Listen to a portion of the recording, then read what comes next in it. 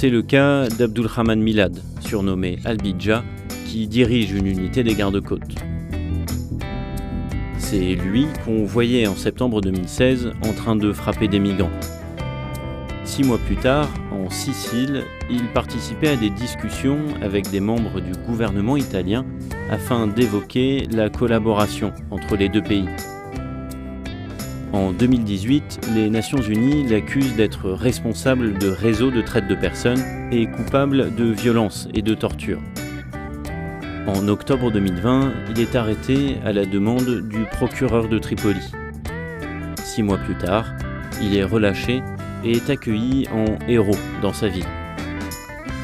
Depuis, selon les images disponibles sur les réseaux sociaux, il a recommencé à travailler auprès des gardes-côtes. Il a même été promu pendant sa détention.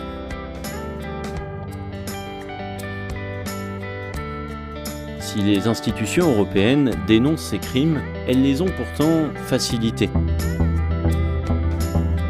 Le droit maritime international oblige le responsable d'un sauvetage à débarquer les rescapés dans un port sûr.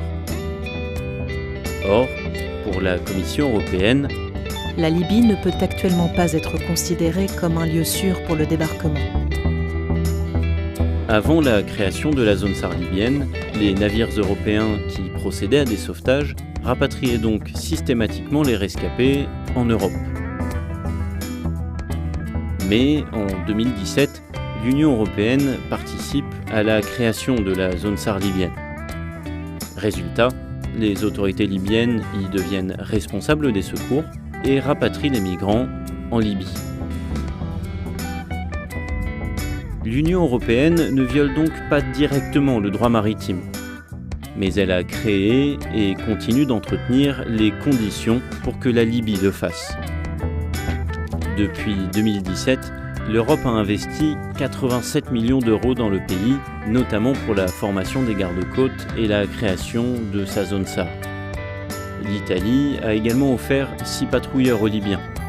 Parmi ces navires figure notamment le patrouilleur 648, qu'on a retrouvé à plusieurs reprises en train de nuire à des opérations de sauvetage. Toutefois, la Libye ne possède aucun moyen aérien pour surveiller la mer ou coordonner des secours. À défaut, elle peut compter sur ceux de l'Agence européenne de garde-frontières, Frontex. Depuis 2017, celle-ci met à disposition des États membres un dispositif de surveillance aérienne. Officiellement, il permet de lutter contre les trafics en tout genre.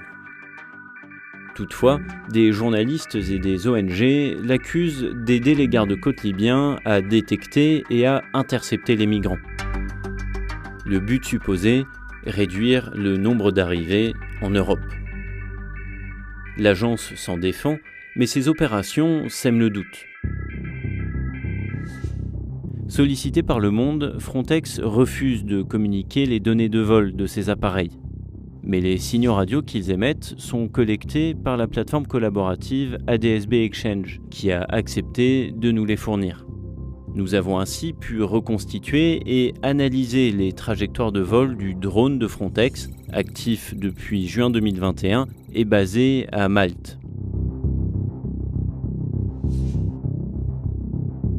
S'il découvre une embarcation en détresse dans cette zone ou dans celle-ci, l'agence doit respectivement alerter le Centre de coordination des secours de Rome ou de Malte, qui rapatrieront vraisemblablement les rescapés en Europe.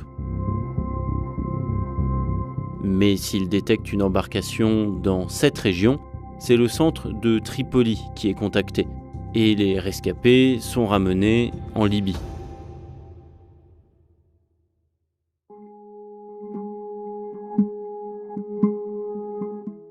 Entre le 1er juin et le 31 juillet 2021, le drone a passé 86% de son temps de vol opérationnel dans la zone SAR libyenne, contre 14% dans la zone maltaise. Une fois l'ensemble des vols superposés, on s'aperçoit qu'il respecte particulièrement bien les limites de la zone SAR libyenne. Et c'est encore plus visible si l'on fait abstraction du trajet avant et après la phase opérationnelle.